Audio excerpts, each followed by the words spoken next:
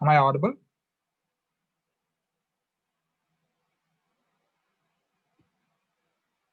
Am I audible?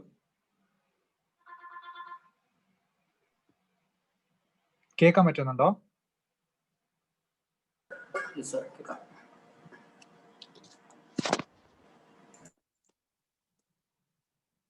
Okay, okay. We'll start within a few minutes. Okay, നമുക്ക് ഒരു 2 minute കഴിയുമ്പോൾ will start. 7:05 ആകുമ്പോൾ നമുക്ക് തുടങ്ങാം. ഓക്കെ, ശരി.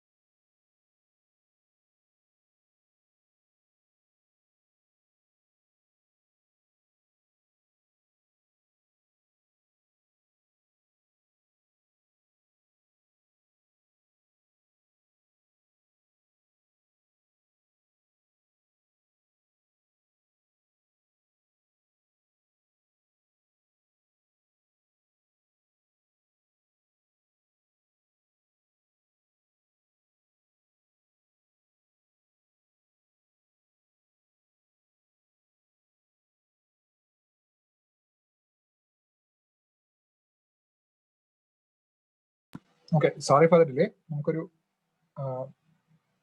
തുടങ്ങാം. ഓക്കെ, ചെറിയൊരു കണക്ഷൻ ഇഷ്യൂ ഉണ്ട്, അതുകൊണ്ടാണ്. ഓക്കെ,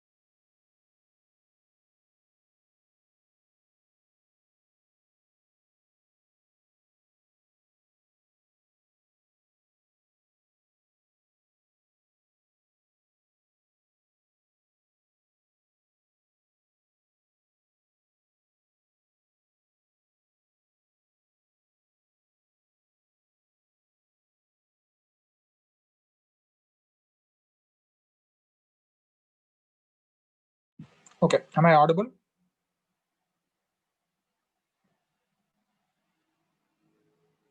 കേൾക്കുന്നുണ്ടോ? ഓക്കെ, സോ നമുക്കൊരു കാര്യം ചെയ്യാം, നമുക്കിത് തുടങ്ങാൻ. ഇത് ബേസിക്കലി അപ്ഡേഷൻ ക്ലാസ് ആണ്.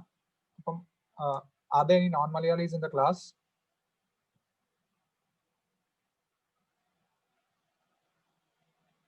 Okay, so നമ്മളിത് അപ്ഡേഷൻ ആണ് ഉദ്ദേശിച്ചേക്കണേ. See what I tried doing here is basically find out potential question areas that the UPSC can raise questions from. ഞാൻ UPSC question മുഴുവൻ അനലൈസ് ചെയ്തിട്ട് ഒരു പാറ്റേൺ ഒന്നും UPSC question ഇല്ല, പക്ഷെ പ്രോബബിൾ ആയിട്ടുള്ള ഏരിയാസ് നമുക്ക് ചാർട്ട് ചെയ്യാം. ഞാൻ വലിയ മെറ്റീരിയൽ ഉണ്ടാക്കിയിട്ടുണ്ട്, ഒരു 30-40 പേജ് ആയിരുന്ന മെറ്റീരിയൽ. അതിൽ ഒന്നെങ്കിൽ ആ ടോപ്പിക്സ് മുഴുവൻ അതിൻ്റെ അകത്തുനിന്ന് വായിക്കുക, ഇല്ലെങ്കിൽ ensure that you are already well averse with or well avidly read with it, okay, or you already have a grasp on it, okay. Otherwise, please do go through that material. I've basically created 3 to 4 materials which will be a good hand holding material for you guys for your preparation, okay. So നമുക്ക് start ചെയ്യാം. Tomorrow we'll be looking at the practical side of all this, okay. ഈ material ഞാൻ ഗ്രൂപ്പിൽ post ചെയ്ത് തരാം, okay. So see, UPSC questions, when we start analyzing from 2013 to 2019, they have raised questions from all across the board, okay. They haven't confined themselves to any or they aren't trying to confine themselves to any particular area. They've basically raised questions from all across the board. Whatever questions they have formulated, or whatever questions they've created, it seems are straightforward if you know the topic well, okay. Topic നന്നായി അറിയുകയാണെങ്കിൽ questions ഒക്കെ straight forward. Modern ഇന്ത്യയെ പോലെ പറ്റിക്കുന്ന രീതിയിലല്ല ancient medieval art and കൾച്ചറിലെ ചോദ്യം വരിക. Okay, മനസ്സിലായോ? Modern ഇന്ത്യയിൽ കുറെ ഡിസെപ്റ്റീവ് ആയ രീതികളിലാണ് ചോദ്യം വരിക. ക്വസ്റ്റ്യൻ ഫ്രെയിമിങ്ങിൽ കുറച്ച് ഈ പറഞ്ഞ ഈ എന്താ പറയുക കുറച്ച് കാര്യങ്ങളൊക്കെ ചേർത്ത് അമ്മയെ ക്ലിയർ ചെയ്യാം. സോ ബേസിക്കലി ക്വസ്റ്റ്യൻ ഫ്രെയിമിങ്ങിലൊക്കെ അത്യാവശ്യം കുറച്ച് ബുദ്ധിമുട്ടായ രീതിയിലാണ് മോഡേൺ ഇന്ത്യയിലൊക്കെ ചോദ്യം വരാറുള്ളത്. Okay, but that is not the way that the UPSC has so far treated ancient medieval art and culture. Okay, basically ഇനി we'll start. ഇപ്പം നമ്മൾ എന്താന്ന് വെച്ചാൽ ഈ അപ്ഡേഷൻ ഷീറ്റിൽ ബേസിക്കലി അപ്ഡേഷൻസ് ആണ് വരിക, പിന്നെ ക്വസ്റ്റ്യൻ ബേസിസിലുള്ള ഇൻഫർമേഷൻ ആണ് വരിക. അപ്പൊ അതിന്റെ അർത്ഥം എല്ലാ ക്വസ്റ്റ്യൻ കവർ ചെയ്യില്ല, എല്ലാ ഫാക്ട്സും ഉണ്ടാവില്ല, പക്ഷെ ക്വസ്റ്റ്യൻ ബേസിസിൽ ഫാക്ട്സ് വരും. ഇപ്പൊ ഹരപ്പാസ് ആണെങ്കിൽ what is familiar as far as we are concerned, what are the familiar tidbits, memorizing tidbits that one must know pertaining to the Harappan civilization? First, urban planning. Undoubtedly a feature on urban planning. Okay, keywords on the grid planning, radial roads, drainage system, citadel or acropolis. Okay, town planning ആണ് നമ്മൾ പറയുന്ന burnt bricks വെച്ചിട്ടായിരിക്കും ഉണ്ടാക്കുക. Am I clear there? So any question pertaining to urban planning should have such keywords. Okay, so these keywords are confined to this particular section. Okay, കേൾക്കുന്നുണ്ടോ? കുഴപ്പമില്ലല്ലോ. Okay, ഇനി okay ഇനി അപ്പൊ ഈ കീവേഡ്സ് എന്ന് പറഞ്ഞാൽ ഈ പെർട്ടിക്കുലർ സെക്ഷൻ ആയിട്ട് നമ്മൾ ഒതുക്കി കൂട്ടുന്ന ഒന്നാണ്. ഓക്കെ, എല്ലാ സെക്ഷനും കീവേഡ്സ് കൺസ്ട്രക്ട് ചെയ്യാൻ പറ്റില്ല. ഈ സെക്ഷനിൽ കീവേഡ്സ് കൺസ്ട്രക്ട് ചെയ്യാം. അത് ഇൻഡസ് വാലി ആയതുകൊണ്ട് great granary of Mohenjodaro, great bath. Okay, so these are the keywords that a candidate must of course write in the answer pertaining to urban planning. Okay, any question related to Harappan civilization must have this answer. There has already been one question raised from this particular area. Am I clear? So UPSC is quite fond of this particular area and thus is a potential question making area. Okay, so additional ആയിട്ടുള്ള കാര്യങ്ങൾ this is pertaining to എന്താ പറയാ, നമ്മൾ കുറച്ചും കൂടി ഒരു answer കുറേ കൂടി കീവേഡ്സ് അല്ലെങ്കിൽ കുറേ കൂടി എലീറ്റ് വേർഡ്സ് ഉപയോഗിക്കുന്നത്. Cultural complexities, any urban town will have cultural historical terms ആണ്. These are certain keywords that you can bring in pertaining to any question or എന്താ പറയുക dealing with any question related to history. Okay, cultural complexity, since it's an urban area, it has got a number of, it is an ensemble of vast number of different subcultures. Okay, Harappan culture is not a single culture, it's a vast ensemble of or it's an ensemble of vast number of diverse subcultures. Okay, screen കാണാൻ പറ്റുന്നുണ്ടോ എല്ലാവർക്കും?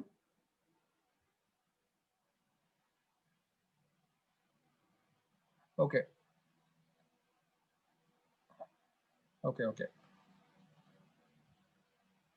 Movement ഒക്കെ visible അല്ലേ? കുഴപ്പമില്ലല്ലോ. Okay, ശരി. അപ്പം എന്താ, അപ്പൊ കൾച്ചറൽ കോംപ്ലക്സിറ്റീസ്, അപ്പം വൈഡനിങ് റിസോഴ്സ് ബേസ്. ഓക്കെ, അപ്പൊ എന്താ, urbanization വരുമ്പോൾ റിസോഴ്സ് ബേസ് വൈഡൻ ചെയ്താൽ മാത്രമേ എന്ത് സംഭവിക്കുള്ളൂ, ടൗൺ വളരുള്ളൂ. You need to widen your resource base. Okay, widen your supply chain and all that. Okay, so all this comes as part of the process of urbanization. Greater technological sophistication, okay, especially related to agriculture. The Harappans managed to innovate in order to increase productivity in the field of agriculture, which again enables urbanization. Expanding craft production, another indicator of urbanization. Expanding craft production requires specialization in skill, craft specialization, which also it seems increased in this juncture. മനസ്സിലായോ? അപ്പൊ ഇതാണ് social stratification. Am I clear there? അപ്പൊ ഇതൊക്കെയാണ് ഇതിന്റെ ഭാഗമായിട്ടുള്ളത്. These are another set of keywords that you can relate to. So ഇതെന്ന് പറഞ്ഞു കഴിഞ്ഞാൽ aspects related to, first എന്ന് പറഞ്ഞാൽ aspects related to urbanization ആണ്. മറ്റേതെന്ന് പറഞ്ഞു കഴിഞ്ഞാൽ urbanization എന്താന്ന് എക്സ്പ്ലെയിൻ ചെയ്യുന്ന സമയത്ത് നമ്മൾ ക്ലിയർ ആയിട്ട് കൊടുക്കേണ്ട ഒരു സെറ്റ് ഓഫ് പോയിന്റ്സ് ആണ്. രണ്ട് നമ്മൾ മിസ്റ്റേക്ക് ചെയ്യരുത്. ഇതെന്ന് പറഞ്ഞാൽ various aspects, drainage system urban കൾച്ചറിന്റെ ഭാഗം. എന്താണ് urbanization, എങ്ങനെയാണ് urbanization വന്നേ എന്നുള്ളതിന്റെ ആൻസർ അല്ലാതെ. Am I clear there? For which ഈ വേർഡ്സ് ഉപയോഗിക്കുക: greater technological sophistication, widening resource base, expanding cultural production, social stratification, etc. Okay, ഇനി This is pertaining to urban planning. അടുത്തത് culture. Okay, കൾച്ചറിനെ സംബന്ധിച്ചൊരു ചോദ്യം വരികയാണെങ്കിൽ any question related to culture, probably there might not be an independent question, but there can be questions related to certain aspects. Okay, variety of pottery. Harappan civilization was a host to a variety of pottery types. So one must remember, ഇവിടെ question pottery type of Harappan civilization ആയിരിക്കില്ല, socio economic കണ്ടീഷൻസിന് ഒരു reflection ആയിരുന്നു pottery types എന്നൊരു question വരാം. Okay, അപ്പൊ ഇതെന്ന് പറഞ്ഞു കഴിഞ്ഞാൽ ഇനി ഏൻഷ്യന്റ് ഇന്ത്യ, ഇത് ഈ ക്വസ്റ്റ്യന്റെ ഒരു ആസ്പെക്ട് ആയിരിക്കണം ഈ ആൻസർ. Clear there? ഓക്കെ, ഞാൻ ഈ സെഷൻസ് കഴിയുമ്പോഴത്തേക്ക് I give you a set of questions related to this. നാളെ നമ്മൾ UPSC ക്വസ്റ്റൻ ആണ് ചെയ്യുക, പക്ഷേ അത് കഴിയുമ്പോഴത്തേക്ക് I give you a set of questions that will make your task more simpler. Okay, മനസ്സിലായോ? ആ ക്വസ്റ്റ്യൻ ആൻസർ ഈ പോയിന്റ് ഉപയോഗിച്ചിട്ട് അതാണ് ചെയ്യേണ്ടത്. ഓക്കെ, ഇനി black on red ware, grey ware, black and red ware ഒക്കെ നിങ്ങൾ പ്രിലിംസിന് പഠിച്ചിട്ടുണ്ടാവും. Wheel turn pottery. ഓക്കെ, പിന്നെ വേരിയസ് ഷേപ്സ് ആണ്, dish on stand, cylindrical shape etcetera. Okay, ഇതൊക്കെയാണ് കോമൺ ആയിട്ടുള്ള. ബ്ലാക്ക് ഓൺ റെഡ് വെയർ ഒക്കെയാണ് വളരെ കോമൺ ആയിട്ടുള്ള സാധനം. Black and red ware, black on red ware, പിന്നെ lustrous red ware, late Harappan പീരീഡിൽ ഇങ്ങനെ കുറച്ച് സാധനങ്ങളൊക്കെയാണ് പോട്ടറിയുടെ കാര്യങ്ങൾ പറയാം. Clear? So variety of pottery ആണ്. ഇത് വേറെ ക്വസ്റ്റ്യൻ ആയിട്ട് വരില്ല, പക്ഷെ ഒരു ലാർജർ ക്വസ്റ്റ്യന്റെ സബ്സെക്ഷൻ ആയിട്ട് വരാം. പ്രൊഫ്യൂഷൻ ഓഫ് ടെറക്കോട്ടാസ്, ടെറക്കോട്ട ഫിഗറീൻസ് കൂടി വരികയാണ്. ഞാൻ കൂടുതൽ പറയേണ്ട ആവശ്യമില്ല. മാസ്കുകൾ, പിന്നെ ചെറിയ ചെറിയ ഗോഡസിന്റെ ഒക്കെ ഒരു രൂപങ്ങൾ, ഇതൊക്കെ ഫയൻസ് എന്ന് പറഞ്ഞ മെറ്റീരിയൽ ആണ്. ഫയൻസ് പ്രോഡക്ട്സ് മെയിൻലി ബാങ്കിൾ, റിംഗ് ഒക്കെ ഉണ്ടാക്കുന്ന ഫയൻസ് വെച്ചിട്ടാണ്. Okay, miniature vessels etcetera. Stone work, നമ്മുടെ ഈ എന്താ പറയാ, what you say, the figure of priest, അല്ലെ? ഓർമ്മയില്ലേ? Stone figure of A priest. Okay, his upper body part ന്റെ ഫിഗർ ആണ്. Clear? This is basically chiseled out from stone ആണ്. The bearded priest, exactly. Okay, so church blades, pillars, etc. plus ഈ beard of the priestന്റെ bearded priest ഇതൊക്കെ stone ആണ്. അപ്പൊ stone was one of the major materials that was used for sculpturing as well as construction. Copper and bronze objects, ഇത് tools ആണ്. അതായത് fish hook, പാത്രങ്ങള്, മനസ്സിലായോ? കത്തി, ഇതൊക്കെ ഇതിന്റെ ഇതിൽ നിന്നാണ് ഉണ്ടാക്കുക. Copper and bronze objects. Okay, terracotta figurines which we already looked at. Harappan seals or tablets, ഇതിന്റെ അകത്ത് റൈറ്റിംഗ് എന്നുള്ള ഭാഗമാണ് ഇമ്പോർട്ടന്റ്. ഹരപ്പൻ സീൽസും ടാബ്ലറ്റ്സും പിന്നെ പോട്ടറി, ഇതിന്റെ അകത്താണ് മേജർലി റൈറ്റിംഗ് ആണ്. റൈറ്റിംഗിന്റെ നേച്ചർ എന്താ? ലോഗോ സിലബിക് ആണ്. ഇത് വേറെ തന്നെ ചോദിക്കാം. ഹരപ്പൻ കൾച്ചറിന്റെ ചോദ്യം വന്നു കഴിഞ്ഞാൽ നമ്മൾ റൈറ്റിംഗ് എന്നൊക്കെ പറഞ്ഞ കീവേഡ്സ് വെച്ച് അടിക്കുക, സമയം കളയരുത്. റൈറ്റിംഗ് എന്ന് പറഞ്ഞാൽ അവര് എന്താ പറയാ, അവർ എഴുതിയിരുന്നു, അത് ഇൻസ്ക്രിപ്ഷൻ, പിക്ടോഗ്രാഫിക് ഇൻസ്ക്രിപ്ഷൻ ആണ്, സമയം കളയരുത്. Logo syllabic. ഓക്കെ, പിക്ടോഗ്രാഫിക് ആണ്, ലോഗോ സിലബിക് ആണ്. ഓക്കെ, ലോഗോ സിലബിക് എന്ന് പറഞ്ഞാൽ എന്താ? A letter, an alphabet corresponding to a word or a syllable ആണ്. ഓക്കെ, അതായത് ഒരു ആൽഫബറ്റ് ആയിരിക്കും. ചൈനീസ് ഒക്കെ അങ്ങനെയാണ്, an alphabet corresponding to a word ആണ്. ഫോർ എക്സാമ്പിൾ, ഇപ്പം ഫിനീഷ്യൻ ആൽഫബറ്റ്, ഗ്രീക്ക് ആൽഫബറ്റ് എടുക്കുക. ആൽഫ എന്നുള്ള വാക്ക് stands for alpha, which is a word. Okay, അപ്പൊ ഇതാണ് ലോഗോ സിലബിക് എന്നുള്ള ആൽഫബറ്റിക്കൽ ഗ്രൂപ്പ്. ആൽഫബറ്റിക്കൽ ഉണ്ട്, ലോഗോ സിലബിക് ഉണ്ട്, സിലബിക് ഉണ്ട്. മനസ്സിലായോ? Okay, done. So see, basically we are talking the Harappan seals or Harappan writing is basically pictographic. It has not been deciphered yet. Okay, it is logosyllabic and right to left. It is read right to left. Bostrophodon is a particular pattern studied by heart. Bostrophodon is a pattern where sometimes from wherever, if you go from right to left, okay, if you go from right to left and then you start from left to right suddenly, this is Bostrophodon. You are actually going in a line. Am I clear there? Usually if you have to go to right, from right to left, then you have to again start from the rightmost end of the next sentence. But sometimes it's a continuous stream. This is known as Bostrophodon. Not all scripts are Bostrophodon, but you can see a character of Bostrophodon. And then studied by heart. Bostrophodon, example, Dholavira signboard. Considered the longest Harappan inscription, Dholavira signboard. Okay, so this is pertaining to the cultural practices. Religious and funerary practices can also be included. Worship of female mother goddess, horn deity, Pashupati seal, lingam, amulets, etc. See, include all of. If there is a question on the socio-cultural aspects of the Harappan civilization, include all of this within its ambit. Okay, include all of this within its ambit. Religion and funerary practices, culture. You can bring in the point of social stratification there. Okay, an advanced urban civilization would have some kind of social stratification, but it did not necessarily mean that it could be equated with the caste system. I'm just saying that it had some sort of social stratification, maybe class. Am I clear there? Okay, we're not clear about it, the nature of or the degree of stratification, but nonetheless, there was some kind of stratification that existed. Okay, so this is pertaining to the Harappan civilization. I think the UPSC will stop here. Okay, they might again go a step further by formulating a question on comparative civilization or comparative cultures. Am I clear there? They may ask a question: what is the major difference between the Mesopotamian culture as well as the Mesopotamian Egyptian and the Harappan culture? Am I clear there? What are the major differences there? Can you tell me? One major difference is the presence of irrigation system. Or let's start from what is there and what. First is urban planning. Urban planning or the kind of intricate planning that the Harappans managed to carry out in their cities were not uncovered from any other Bronze Age civilization. Am I clear this? So urban planning is a key feature. One thing. Then the other is the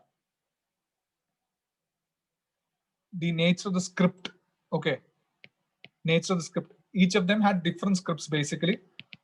Harappan script being Brostophodon and all that. Okay, Harappan script was logosyllabic. The Egyptian script was basically syllabic in nature and all that. So the script vary. You don't need to specify, I guess. Okay, script vary, Then lack of cemeteries. Okay, Harappans did not have large burial grounds. It was basically, we had very austere method of disposing of our dead.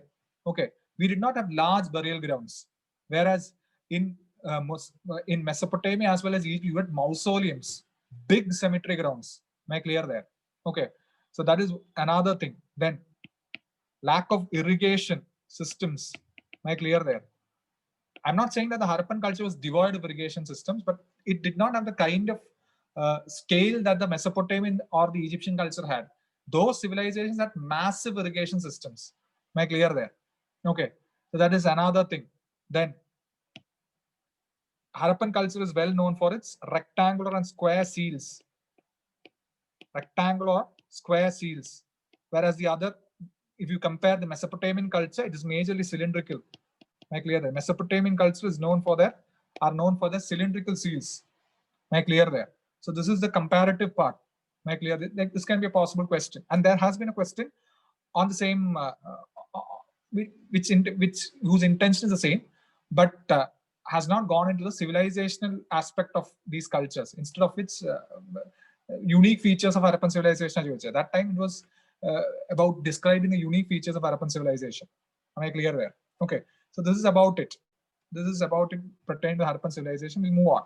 See, Vedic age is an area I would say is of lesser degree of importance, but we have tried covering the major aspects related to the Vedic age. It is an area of lesser degree of importance. I don't think the UPSC will focus there.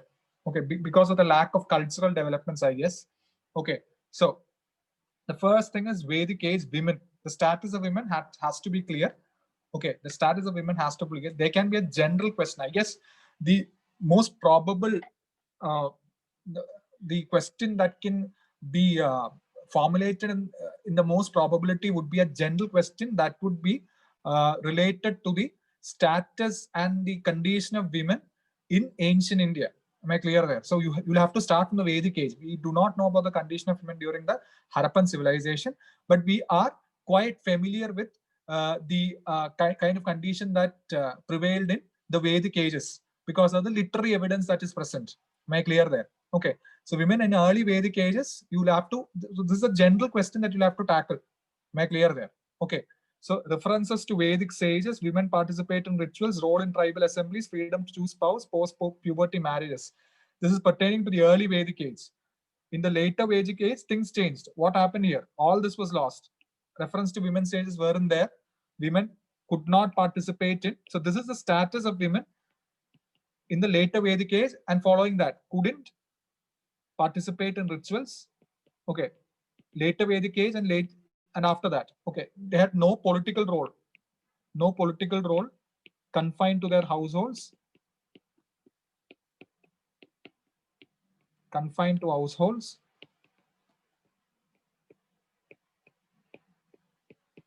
child marriages. Here, the major dominant practice that prevailed was post-puberty marriages. Roughly, the marriage age somewhere at 17. Okay, but after which the marriage age went down. Okay, it went down as low as 12. Am I clear there? Okay, so child marriages became prevalent. Okay, so these are the social conditions that women had to face after the Vedic age. So you can just generalize. You don't need to specify there. Just generalize that these are the kind of conditions that prevail. Okay, am I clear there? So this is how you have to answer that question. You have to tackle that question. Okay, now geography and biodiversity, another area that can be a possible area of question making, since there has been newer foray into the field of archaeology. It seems that we are trying to find the paleo channel of a river that existed during that time, known as the Gagar Hakra channel. Am I clear there? Now there has been a new paleo channel that has been discovered in Rajasthan. Am I clear? Recently that was there in the newspaper, so this is a very probable area. Am I clear? The geography and biodiversity, mainly in the Panchnath rivers, that is the Indus and its tributaries. The Himalayas was also described in the Vedas. So these are the geographical, these are the geographical areas of prominence during the Vedic age. Hindu Kush mountains, the Ganges, Yamuna rivers, and okay, then what are the various animals mentioned? Horses and cow. Okay, major. We are talking about biodiversity here. Horses and cow are major animal species that were mentioned. Okay, Swat Valley, of course, is mentioned in the Vedas. So this can be considered as the geographical expanse of the Vedic culture. Am I clear there?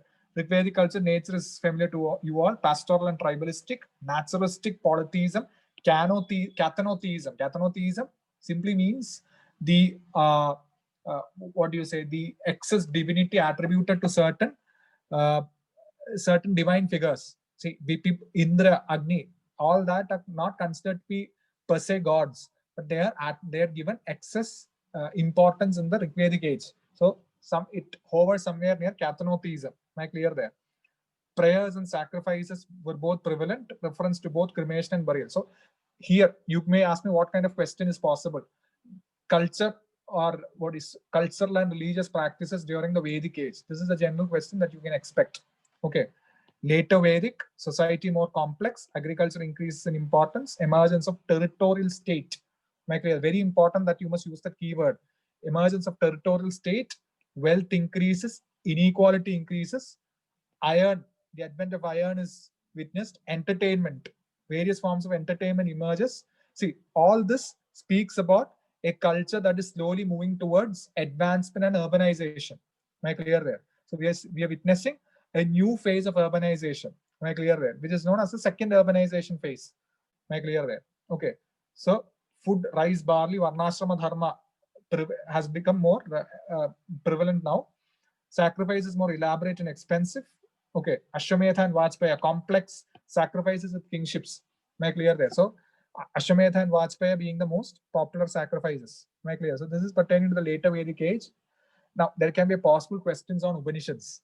One can never predict, like one can never discard that part, but there can be possible questions on the character and nature of Upanishads. Am I clear there? So what are Upanishads? I've just given a brief description here, which will help you guys to answer that question.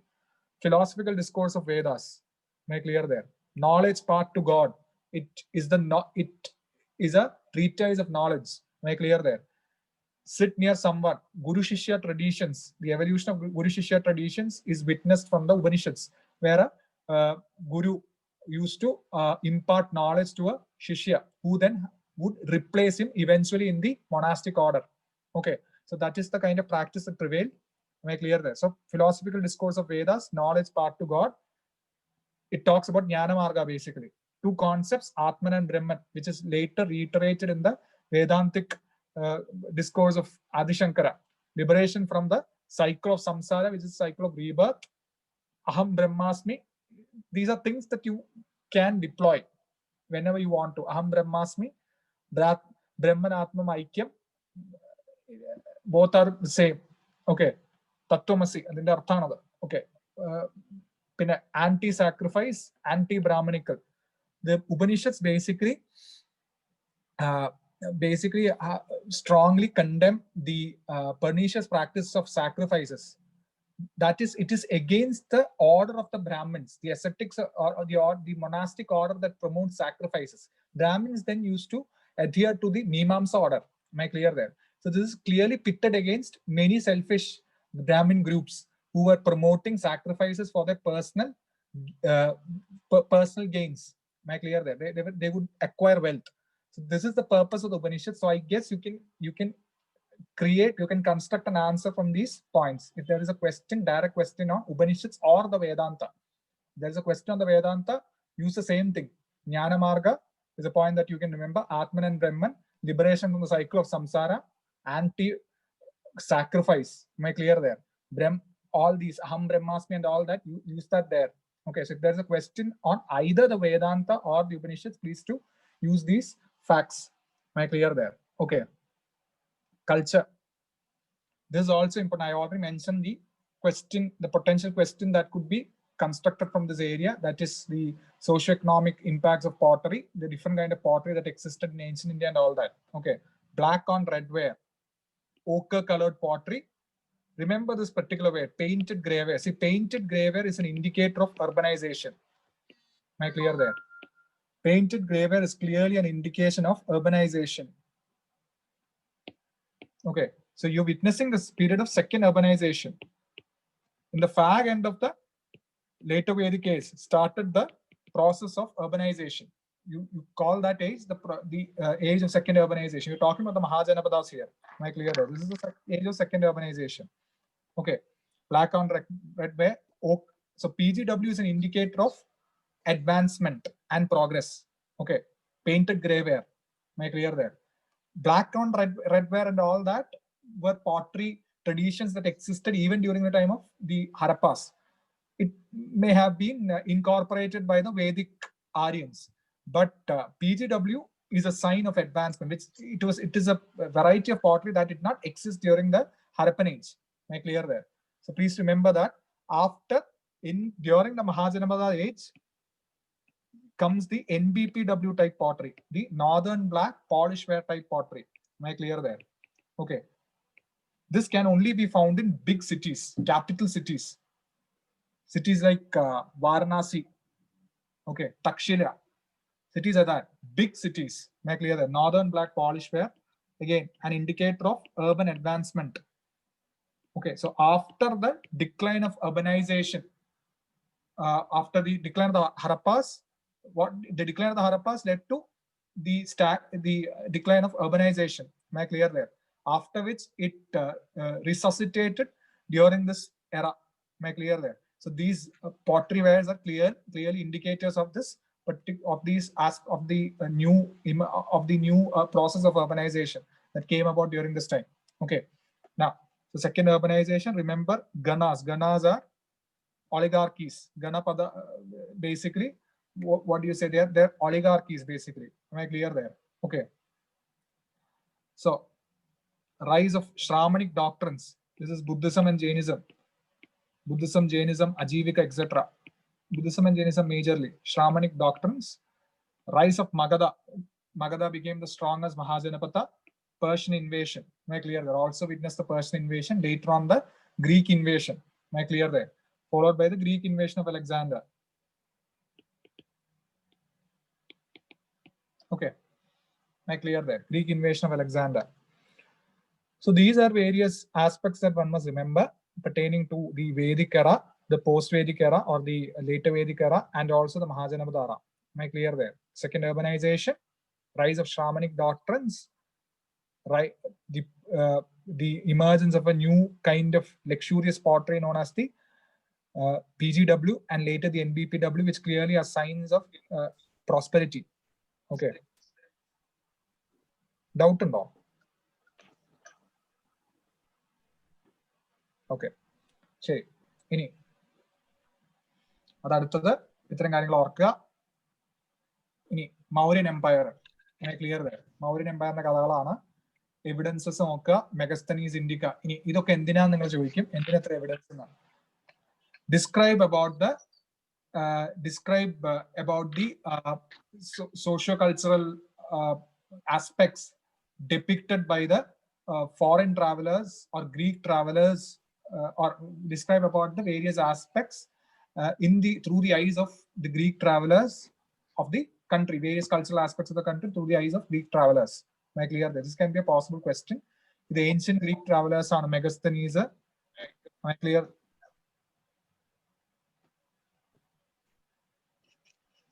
എന്താണ് ഇവിടെ സംഭവിക്കുന്നത്?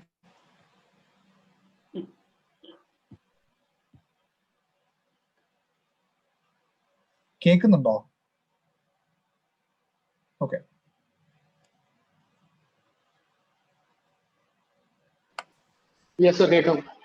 Okay, ശരി.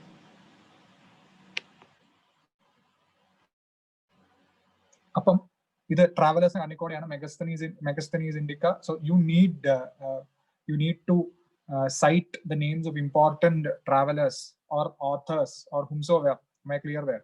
Pliny was never a traveler. He was somebody who commented on India's cultural conditions by perusing through the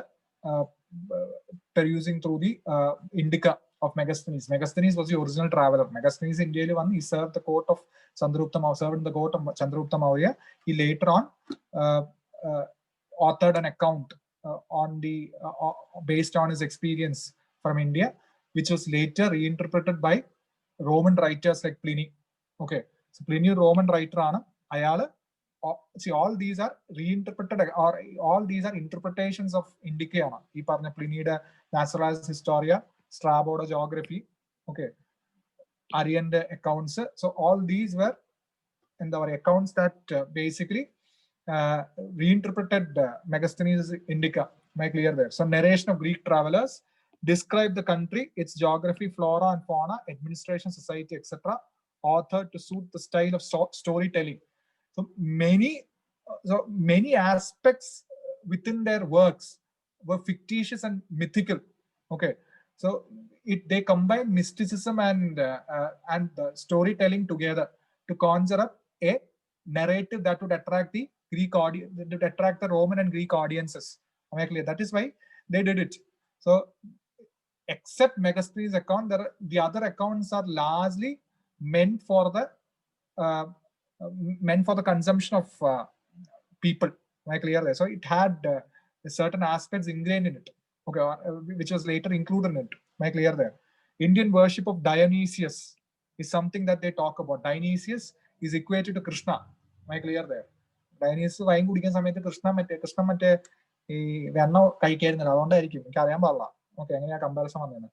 Indicas mention about the presence of 7 classes. Megasthenes in Indica mentions about the presence of 7 classes. That it negates the caste system theory or the Varna system theory. So it does not mention about Varna, nor does it mention about slavery. It says that India is devoid of Varna, or India is devoid of slavery, and totally, it seems, is amiss of the Varna system. So there are certain misinterpretations that Megasthenes himself has made. What he has done is he has equated Egyptian social order to Indian social order. അതാണ് സംഭവിച്ചത് ഇവിടെ. Okay, ignorant of arts and writing. ഇന്ത്യക്കാരെ മണ്ടന്മാരാന്ന് പറഞ്ഞത്. We are ignorant of arts and writing എന്നാണ് ഈ Greek travellers പറഞ്ഞത്. Sacrifices help, പല സാക്രിഫൈസും നമ്മൾ ഹോൾഡ് ചെയ്തിരുന്നു. അവര് ബ്രാഹ്മണന്മാരെ, ബ്രാഹ്മനിസ് എന്നുള്ള ബ്രാഹ്മണന്മാരെ കുറിച്ച് പറയുന്നുണ്ട്. Clear there? Okay, so ഇതൊരു answer. This is sufficient for constructing an answer from this area. So narration of Greek travelers, what in ancient India, is a very important section that can be a possible area of question making. Please learn about this. This will suffice. Okay, ഇത് standard ബുക്സിൽ നമുക്ക് ഒരുമിച്ച് കിട്ടില്ല, അതാണ് പ്രശ്നം. Okay, Arthashastra is an area that a student of political science will be familiar with, but the others no. So Arthashastra can be an area of questioning. Okay, Arthashastra എന്നൊക്കെ പറഞ്ഞാൽ it's one of the most important treatises on statecraft ever authored in India. Okay, so extremely sophisticated treatise on statecraft, difference of opinion in author and date. So who actually is the author is still still something that confounds historians. But whatever, we generally have attributed the credit to Kautilya. Am I clear there? Okay. Consists of 15 books. First by dealing with internal administration, Tantra. Next, interstate relations, Avapa. And 2 with miscellaneous topics. You don't have to memorize all this, but there you have there can be a possibility of a question which is formulated from this section. Arthashastra can be a question in itself. Am I clear there? Okay. Ethics and modern, ancient medieval art and culture. Am I clear this? It's a very important area that one must be familiar with. Okay.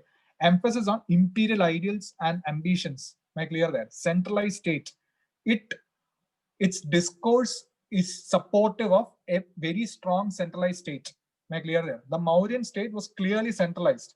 There was a lot of state control imposed on both economic as well as the social sphere. Am I clear there? Bangla heavily centralized state. Am I clear there? Okay.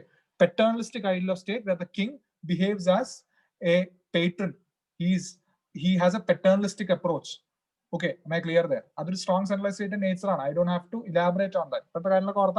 Okay. Well established and structured bureaucracy. Am I clear there? Saptanga Rajya. Saptanga kurche, an example of the Saptanga and limbs. Remember that the Saptanga theory of an ideal state is it has been put forth by Kautilya in the Arthashastra, the Saptanga theory. Am I clear there? Okay. ഇത്രയും കാര്യങ്ങളാണ് അർത്ഥശാസ്ത്രത്തിനെ കുറിച്ച്. ഇതൊരു possible question in it self ആണ്. Am I clear there? Okay. Next, architectural traditions. This can be a possible question. Mauryan architectural traditions. Ashoka's inscription. Am I clear there? Major rock edicts ഉണ്ട്, pillar edicts ഉണ്ട്, minor rock edicts ഉണ്ട്, cave inscriptions. 4 Ashokan inscriptions can be categorized into 4. Major rock edicts, pillar edicts, minor rock edicts, cave inscriptions. Am I clear there? Okay. The major rock edicts mostly located in North India alongside borders of the empire. Border Kandahar, Yaragudi Sannati, border of Mauryan Empire, and then Karnataka, Yaragudi and Sannati. Okay. Then Sopara, the western end. Dauli, the eastern end. Am I clear there? Okay. Okay, so borders are area. Am I clear there? Normally. So, so Greek languages, scripts used, Aramaic, Greek, and Kharoshthi. Languages, Greek, Aramaic, and Prakrit. Am I clear there? Okay. So 4 scripts and 3 languages. Am I clear there? So clearly, this is something that we must understand. Okay, but Ashokan inscription, these are things that is part of the package. Okay, that you must write. Pillar edicts and of course, carved out of red sandstone, animal capitals. So the construction material is red sandstone. Red sandstone was most popular in India at that point. Am I clear there? Was the most popular construction material. Am I clear in India at that point? Now, Buddhist, the figures, the animal, you're already familiar with the animal capitals in Ashokan pillars. Sarnath capital, am I clear there? So, animal capitals again are motivated or are were constructed in accordance with the Buddhist legend or the Buddhist lore. These animals have an important role in the Buddhist laws. Am I clear there? Okay. Elephant, Buddhan white elephant, Thailand land of white elephant, bull, tiger, okay, bravery. Buddhist lore na bhagana. Am I clear there? Buddhist kadagalda bhagana. Okay. Am I clear there? Minor rock edicts alongside ancient trade and pilgrimage routes. Okay. Cave inscriptions in there. Am I clear there? Example, Barabar caves. Barabar Nagarjuna. Okay. Next possible is Dhamma. Dhamma can be a straightforward question. Dhamma, what is the relevance of Ashoka's Dhamma in the present day context? To what extent is Dhamma relevant in the present day context? This is a possible question framing way. Am I clear there? Okay. So, social tensions prevailing between the various religious sects acted as the background of the passage of Dhamma. Presence of large number of formulas bringing unity. So this is why Dhamma was initiated this is the reason why Dhamma was formulated in the first place by Ashoka. Am I clear there? So Dhamma clearly were based on Ashoka's own convictions and his beliefs. Am I clear there? Dhamma is paternalistic in nature. Ashokan idu cheyum adu ennu ningal idu cheyanam adu. He treats his people in his kingdom as children. Am I clear there? But paternalistic aanu. Denounces all useless ceremonies and sacrifices. Okay. Policy of tolerance on. He brings in a policy of tolerance, equal treatment of treatment with respect of both Brahmanas as well as Shramanas. Am I clear there? So this is clearly laid out as part of the principles of Dhamma, promoting welfare of people, good conduct and social responsibilities. But Dhamma ennulla saanam, how is it relevant in the present day context? You can create an answer from these points. Am I clear there? The straightforward question answer. Am I clear there? Okay. Ashokan pillars aana. Okay. Animal surmounted as capital, smooth circular shaft. If there is a question on Mauryan architecture, if you want to elaborate, you can use this. Now, what I want to emphasize here is the influence of Persian and Greek culture on Mauryan architecture. That's very important. This is the last part that we're dealing with. Shows Persian accumulated influence and to a lesser degree Greek influence in the inscriptions. The term lipi is Persian. Am I clear there? Lipi ennulla vaak is Persian. Dipi ennulla vaakinaanu lipi varane. Dipi is Persian. So lipi is its origin or its genesis is Persian. Polished surface of pillars. Pillars made of red sandstone are well polished and ornamented, profusely ornamented. Am I clear there? Polished surfaces are is an indication of Persian influence. Am I clear there? So this is another influence. Animal capitals. Again, the Persians too had a practice of inscribing or had a practice of surmounting animals atop a pillar. Am I clear there? Okay, but this was taken to the next extent by Ashoka. Am I clear there? Okay, so these are the Persian influences that one can see. But answer endanu vechal, even though you can see some kind of Persian influence, the idea is indigenous. Am I clear? You can never say that Ashoka decided to replicate the Persian model in India, which is actually a what do you say, travesty. Am I clear there? Ashoka may have been inspired by certain aspects of Achaemenid Persia, including the construction of pillars. But the idea of Dhamma, the Ashokan edicts, which are replicated in 14 spots, or which are replicated in 10 spots. Am I clear there? These are all evidences of his own conviction and his own genius. Am I clear there? Okay. That's our answer. Persian influence, of course, but most of it is indigenous. Am I clear there? Okay. I hope you have understood. Use of Kharoshti. അതായത് ഞാനിവിടെ സ്ക്രിപ്റ്റിന്റെ കാര്യം പറഞ്ഞപ്പോൾ I have mentioned that one of the scripts that was used in Ashokan edicts or his inscriptions was Kharoshti, which is an Indo-Iranian script. Okay, Indo-Iranian and Kharoshti. So that too had some kind of Persian influence. Am I clear there? ഇത് പഠിക്കുക. Persian influence ആണ് നമ്മൾ കൂടുതൽ പഠിക്കുന്നത്. അടുത്ത Mauryan administration. അപ്പോൾ നിങ്ങൾ ചോദിക്കും, what is the requirement for going through Mauryan administration? When it is specifically mentioned in the syllabus that Indian heritage and culture, or specifically mentioned that the mains or GS1 is comprised of only Indian heritage and culture. I'll tell you why the reason is. See, Parna Saanam is mentioned in the Arthashastra. Am I clear there?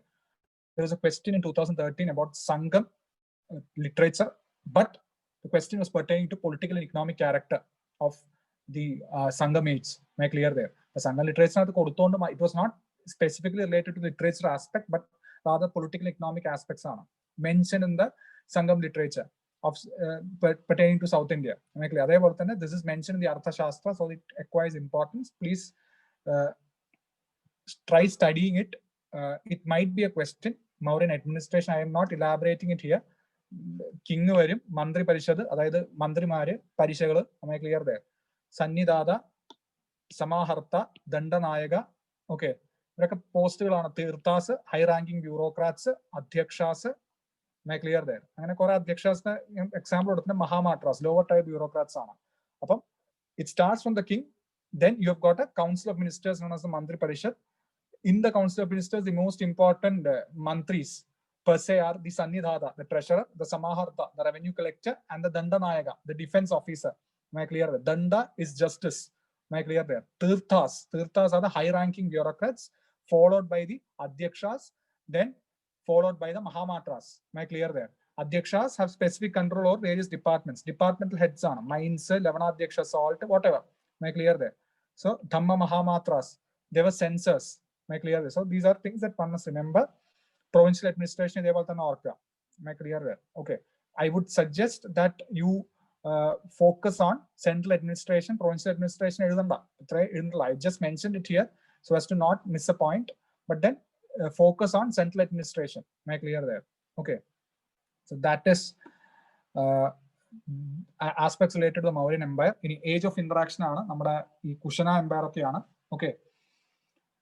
This is very important. This area is also very important because of the kind of cultural disruption that the country underwent in this age. Okay. Greco-Roman text important resources are Strabo, Pliny, Ptolemy, and Arrian. All of them again come in the picture. They had authored their works related to India in this period. Am I clear there? Okay. So features and the westward shift of the locus of political activity. Remember that. Thus far, the focus point of political activity remained Magadha. Now there was a westward shift towards Punjab. The Kushanas had their empire located around Punjab and beyond that, Central Asia. Am I clear? So there was a westward shift clearly. Okay. New set of migrants, economy and trade. Craftspersons produce large quality. See, one must remember that there was a proliferation of economic and trade activities. Craft specialization increased. All this was because of the advent of foreigners as well as the opening up of newer trade routes, especially the increasing activity in the Silk Route. Am I clear there? Okay. Silk Route Silk Route becomes one of the most lucrative trade routes in the world. Am I clear there? Okay. Money increasingly used as medium of exchange. Okay. Expansion of guilds, trade of economy. If there is an expansion in trade, then you can see an automatic expansion of the concepts of guilds. Guilds no guild collective of traders. Am I clear there? Craft specialization. It would improve on the class specialization, craft specialization, flourishing of trade, close relations with the king. There can be a separate question on the nature and character of guild. The simple question, straightforward, direct question. Am I clear there? Okay.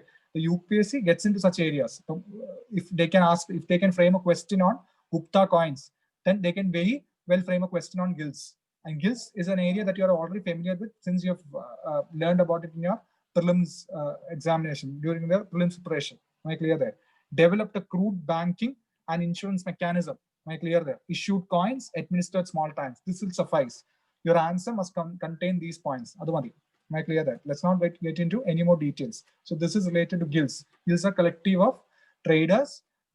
Collective of traders and craftsmen. Guilds emerged during this era. Am I clear that? South India was the hub of various guilds. If you want examples, Anjuvanam, Manigramam, etc. Familiar? Okay. Coinage. If you remember Gupta coins, there was a question on Gupta coins. See, in ancient India, there are only two eras where coinage becomes specifically defined, becomes a special aspect. It was during the Kushana as well as the Gupta era. They have already raised a question on the coinage and the coinage in the Gupta era. They might raise a question on this era too. Am I clear there? One specialty is bilingual. The first set of kings who actually released a gold coin in which the king's name was inscribed was the Indo-Greeks.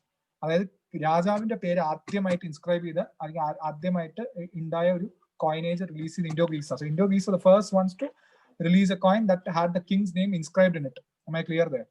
So portraits and name of the rulers inscribed, high quality gold coins. Am I clear there? Okay. Remember the Vasudeva group of gold coins. Just remember this fact. Vasudeva group of gold coins. That will suffice. Mic on silent mic on off you. Okay, thank you. New cultural winds. Am I clear there? Okay. Institutionalization of religion. This is the point that you see that there is greater institutionalization of religion, construction of systemic construction of buildings or prayer halls for the purpose of what is religious activities. Like prior to this, you didn't have all this, but now you have a specific you've got specific buildings to carry out religious activities. Sophisticated styles of stone sculptures coexisted with vibrant traditions of terracotta arts. Royal inscription witnessed a shift from Prakrit to Sanskrit. So this was also another development that one must see. Royal inscriptions witnessed a shift from Prakrit to Sanskrit. Institutionalization of religion, which includes both Hindu as well as Buddhist religions. Am I clear there? Okay. Religion, development of 6 systems of Astika philosophy, 6 systems of Indian philosophy. Sankhya, Nyaya, Vaisheshika, Mimamsa, Vedanta, Yoga. Am I clear there? Sorry, the order maripoyadana. Sankhya, Vaisheshika, Yoga, Mimamsa. Okay. And this Vedanta. Am I clear there? So emergence of Adorka. So the 6 systems slowly developed, emerged during this time, or it develops as a philosophical treatise during this time. Emergence of devotional elements of bhakti. First elements of devotional elements of bhakti. Why is this era important? This era is important because it was the era that defined religion. Am I clear there? Religion became more definite and well defined in this era. Definitive and well defined in this era. It attained it attained its present features during this era. Am I clear there? Okay. Worship of divine entities, Yaksha, Yakshini, Naga, Nagini, etc. Emergence of sects, Shaivite, Vaishnavites, and Shakti worship. Am I clear there? Emergence of Mahayana Buddhism, Kanishkande 4th Buddhist conference. Pushkalavatiilala 4th Buddhist conference. Kundalavana is Kashmir. Pushkalavati is specifically our area now. Okay. So Digambara Shvedambara schism intensifies during this era. Am I clear there? So religion has a set of very specific developments. This is the era that religion actually attains its character. Am I clear there? Okay. Institutional character. Architecture and sculpture. Buddhist architecture, Gandhara, Mathura, and Amaravati. I'll be posting a note on Gandhara, Mathura, and Amaravati. You're already familiar with it. I don't have to explain about it. Am I clear there? Okay. Let's finish this off. Okay. Now, Gupta era, the next era, Buddhist architecture. I will be posting a note on Buddhist architecture. Please do go through it. Okay. What a detailed note. Buddhist architecture, there has been 2 questions from that specific area, from that particular area, Buddhist architecture. This is one of the favorite areas of the UPSC, the Buddhist architectural area. Am I clear there? Gandhara, Mathura, there's already been 2 questions from this area too. Am I clear there? This is all part of the larger Buddhist art in India. Am I clear there? Buddhist art na bhagana. So UPSC makes it a point to raise questions from this section. Am I clear there? Okay. The Buddhist art section, it makes it a point to at least pose a question from this section, both in the prelims as well as the mains. Prelims mains section question down. Am I clear there? Buddhist art. I'm not saying that this was a recurrent theme in all the years that the exam was held after 2013, not so, but it was a dominant area. Am I clear there? Clearly. So there are 4 questions already from this area. Am I clear there? Okay. But the other important Buddhist art. You have to be familiar with this area. You have to learn the differences between Gandhara, Mathura, and Amaravati. The next question can be the features of the Amaravati school and the difference between Gandhara and Amaravati, Mathura, Gandhara, and Amaravati. And in the answer, am I clear there? Just study that by heart. That will suffice. Okay. Buddhist architecture, I'll post it in your group. Am I clear there? Any Gupta era evidences. Okay. Archaeological architecture, coinage, Garuda seals, linguistic indigenous accounts, Devi Chandragupta, Vishaka Datta, foreign accounts of Fahian and Yijing. Chinese travelers no question. Remember, 1 year question was give them or mention the accounts given by Chinese and Arab travelers. The Chinese travelers, Yijing, Fahian, and Huansang. Huansang will be mentioning what later on. Am I clear there? Okay. So coinage. question in 2000, this question was raised in post in 2017. This is a very specific question related to history. High quality gold coins. Clear there. High quality gold coins is one feature, but later on, in the latter half of or the last or what is the final years of the Guptan Empire, these coins became debased or of lower quality. It was reissued over time. Reissued in the latter phase of the empire. Now, types of coin. That is this is a specific information that one must be familiar with. Clear there. Types of coins. King and queen coins of Chandragupta I. This has already been posed as a question. So it might not recur, but one can never say. Lyre type. Lyre no Veena. Ashwamedha type and Tiger Slayer type. All of which was released. Chandragupta I Indiana, King and Queen. King and Queen was released during the time of Chandragupta I. Chandragupta I and his Queen Kumara Devi. Clear there. Kumara Devi Chandragupta coins on. Lyre is Veena. Ashwamedha and Tiger Slayer type. Samudragupta coins. Lion Slayer type Chandragupta II. Chandragupta Vikramaditya coins. Archer type Kumaragupta coins.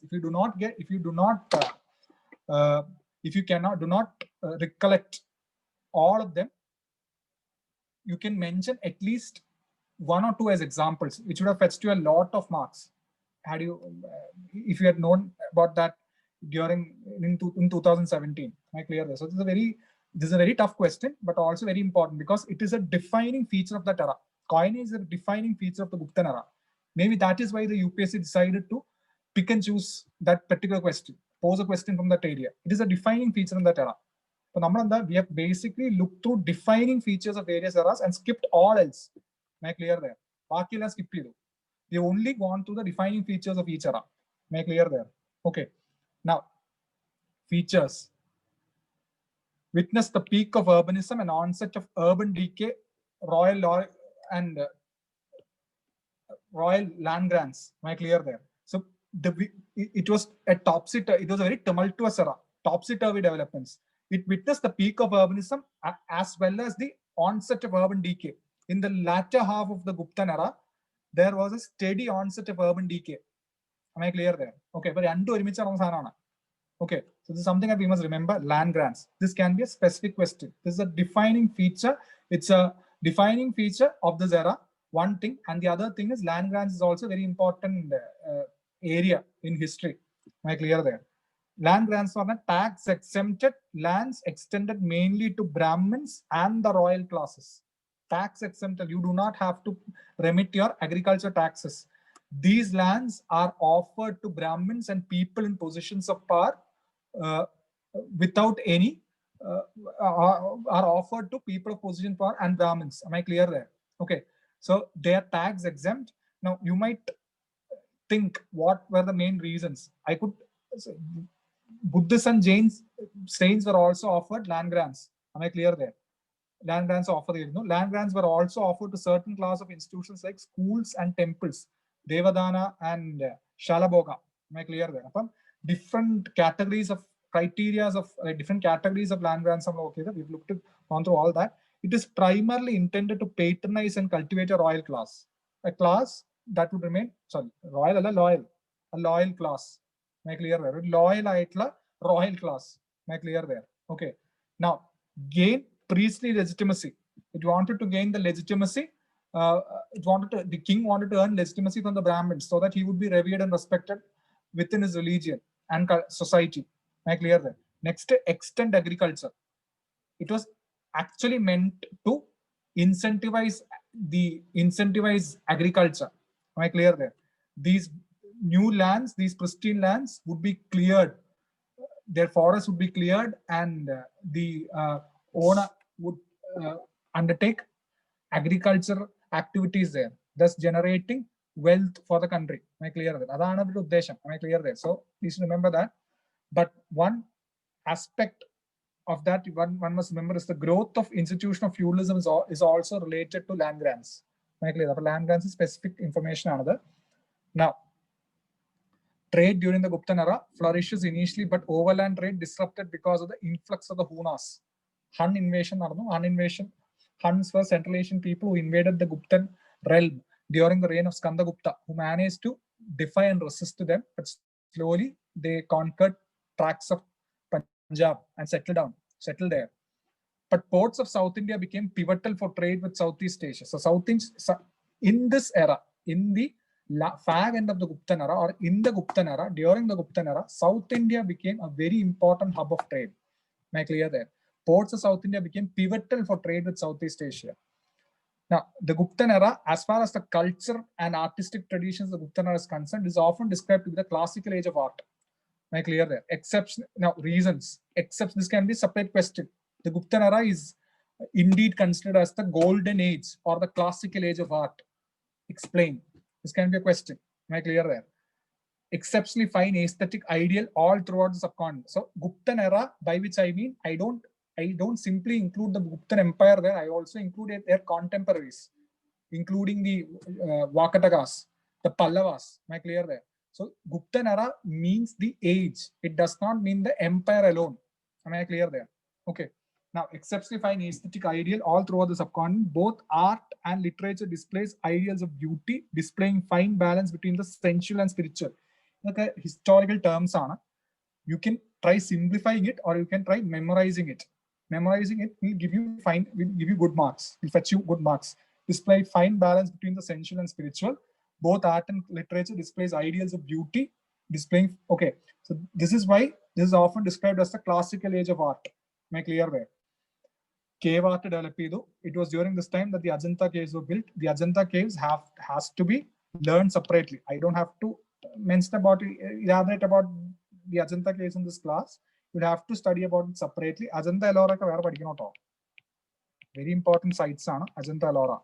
Am I clear there? Kailasnath temple in Ellora, Ajanta caves. You have to study that separately. Am I clear there?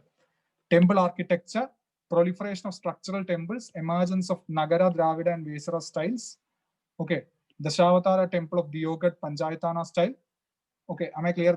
Temple architecture. Now, I have in my additional notes, I have already given you a worthy enough note pertaining to the area of temple architecture. Go through that. Area of temple architecture is also very important. The UPSC can delve into the nuances and pose a question. So I have actually constructed a note in it, so you can go through it. If you have already learned that, then it's fine. Am I clear there? This is just meant for hand holding, so I've created a note there too. Am I clear there? I'll post it in your group later on. Am I clear there? Okay. But temple architecture emergence. So one can see that during the Guptan era, there was a gradual transition from cave temples to structural temples or structural religious institutions. Guhayil ninnum structural religious institutions mari. Am I clear? The gradual transition from cave to structural temples, standing temples. Am I clear? The cave in the structural art like mari. Am I clear? I hope we have understood that. Am I clear there? Okay, important observations on. Am I clear there? Any sculpturing, Hindu gods and goddesses and Buddhism and Jainism, a new style emerged at Sarnath. Sculpturing.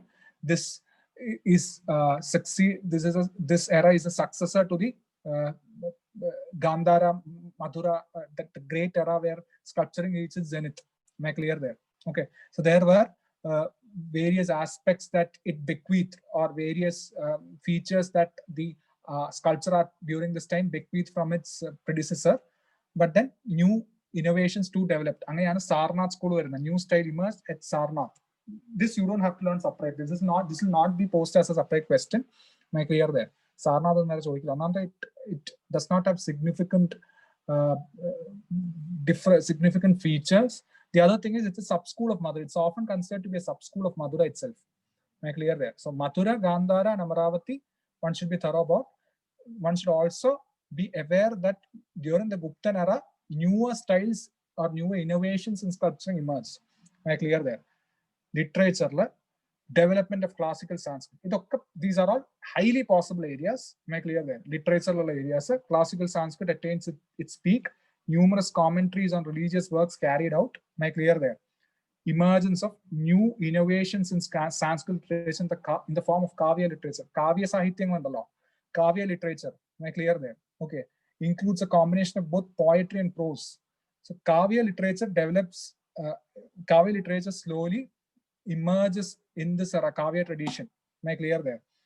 Religious commentaries and works proliferate. So, and the details are religious classical Sanskrit area, religious. So this is why this era is also known as the golden age of culture or the classical age of art. Am I clear there? Classical Sanskrit attains its peak. Am I clear there? Now we look at the various works, religious commentaries and works proliferate. Ashwaghosha, very important figure in this era. So he composed his Soundarananda Kavya, which is considered the first ever non-religious Sanskritic text. Am I clear there? That's also very important. Soundarananda Kavya.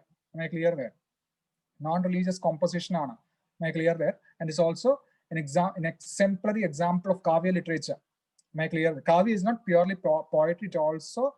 It's actually a combination of prose and poetry. Okay. Then Bhasas Charudatta, Bhasa Narangala, Bhasas Charudatta. Okay. Most Veena Vasavadatta, Dr. Basandiana, am I clear? The most brilliant playwright of the spirit, Amara Ghosha. This question, the author of this particular text was subject to question in the prelims this time. Amara Simha, one of the Navaratnas of the Gupta court. Amara Simha, Amara Ghosha. Amara Ghosha is considered to be the only or the oldest surviving thesaurus in Sanskrit, dictionary in Sanskrit. Am I clear there? Okay. Many of the Aryan names that you see today has originated from the Amara Ghosha. Am I clear there? Vishnu, Parvati, Lakshmi, Amara Ghosha. Am I clear there? Okay. So, surviving thesaurus in Sanskrit, very important work. Navaratna. Chandragupta Navaratna. Am I clear there? Natya Shastra.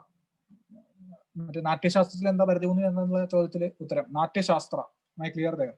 Sanskrit grammarian works, including the commentary on Patanjali's Mahabhashya composed by Bhartrhari. So these are all very important contributions of the classical Sanskrit era, or very important contributions that made this era the zenith of classical Sanskrit. Am I clear there? Okay. There is somebody I've missed in this era. Kalidasa has already mentioned. Okay, so we have covered this era. So please do realize why this era is often described to be the era of classical Sanskrit or the zenith of classical Sanskrit. Am I clear there? Any scientific works. This is also a very unique topic. Developments in various schemes of natural sciences. Focus areas include astronomy, mathematics, and medical sciences. Indian ancient knowledge at its zenith. Aryabhatta, I don't have to describe about it. Aryabhatta views, Earth-centric view. He managed to mathematically resolve the value of pi. In axis, it seems discovered that Earth spun around its axis, deployed trigonometry to resolve various equations in the field of astronomy, so on and so forth. Okay, look at Aryabhatta contributions. Varahamihira, another man. Panchasiddhantika, 5 astronomical schools were combined together, improve the accuracy of the sign tables, combinometrics. Okay, so go through all this. These are all individual contributions. It will help in both your prelims as well as mains preparation, but just learn the basics. Aryabhatta kurche chodhi, Varahamihira kurche chodhi, so whatever. Am I clear there? There can be a question on both Aryabhatta and Varahamihira's contributions in the development of science and astronomy. This can be a possible question. These are all very general questions. Aryabhatta and Varahamihira's contribution in the development of astronomy and science. So one must be very, one must have a specific information pertaining to this matter.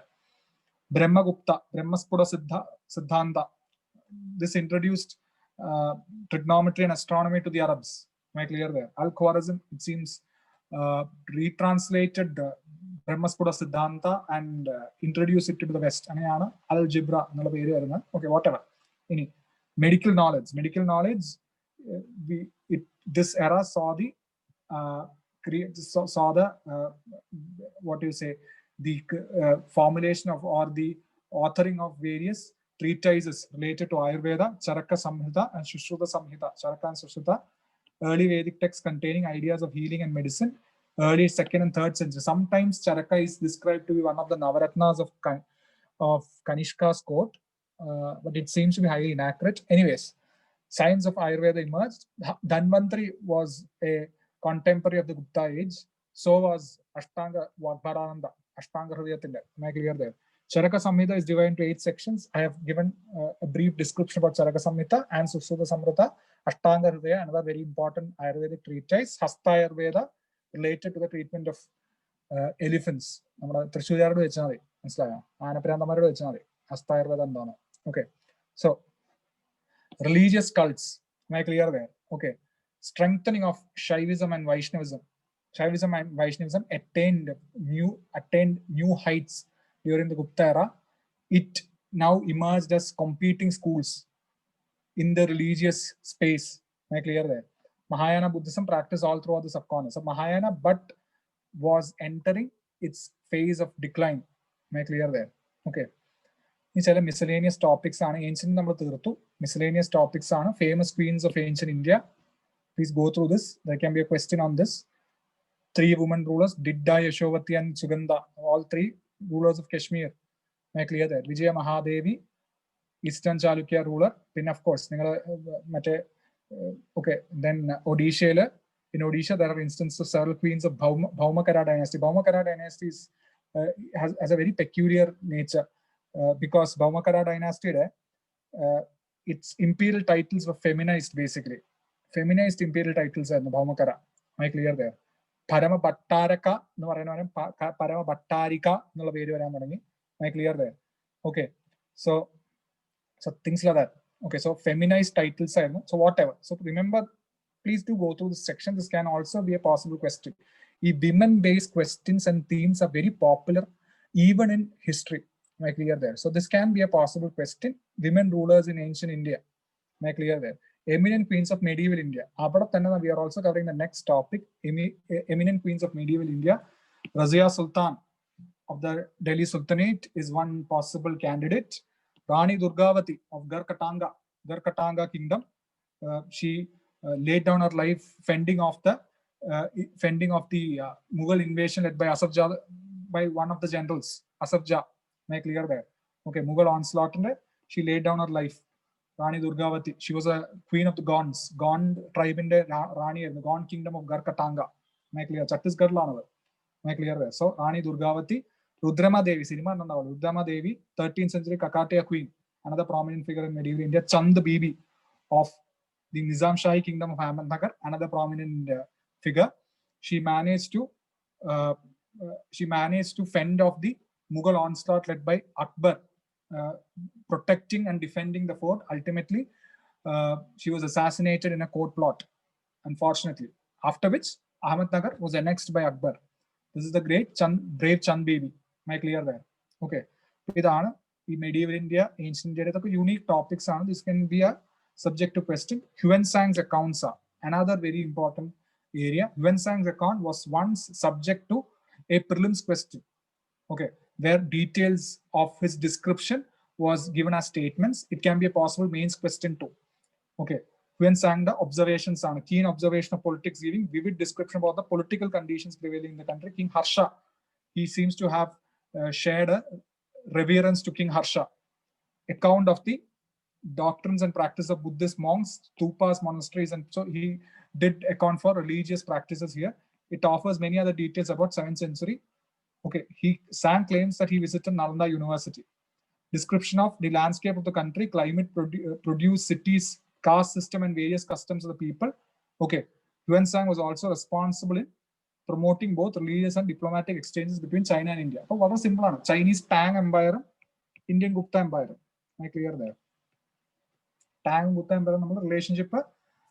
Huensang was instrumental in promoting the relationship between both empires. Am I clear there? Adutha Chola era. Okay, South India, Chola era. We have in South India, I have created an additional handout pertaining to the Sangam age. Please to go through it. Sangam age has already been a subject to a question. It can possibly be another area of question. Tamil Nadu recently undertook an excavation near Coimbatore. Am I clear there? and it basically gave a very contrasting picture of our present knowledge of South Indian history. Sangam age is not particularly known for urbanization, but it seems that particular site gave out evidences of urbanization in the south during the Sangam age. So otherwise important development, so it can be a possible subject to question. Not that particular incident, but the entire Sangam age and all that. So I have created a separate handout, go through that. Okay, the additional notes tara, go through that. That will suffice. Am I clear there? So Chola self-government.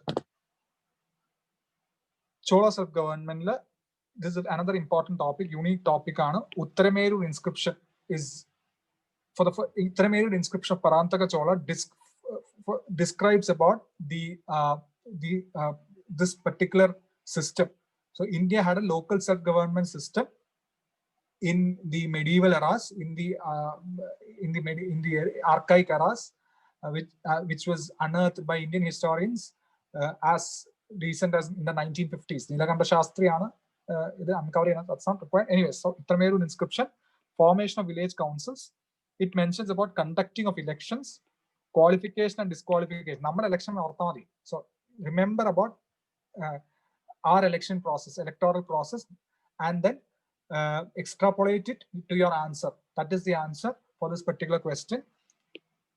Chola self-government, constitution of wards, formation of elected committees, standing committee, panchayat level standing committees. That was there. Even then, Tang committee, Tang committee, Gold committee, Road committee. These are all committees, standing committees that were constituted as part of the Chola's local self-governments. Some villages categorized as Tanyur were accorded Brahmadeya status. Brahmadeya is a land grant. So these are exempt from the rules of self-government. Am I clear there? Brahmadeyas or land grants are exempt. Land grant areas are exempt from the rules of self-government. Am I clear there? Okay. Chola bronze sculpture. This is a topic in your NCERT fine arts. Am I clear there? So it can be a possible area of questioning.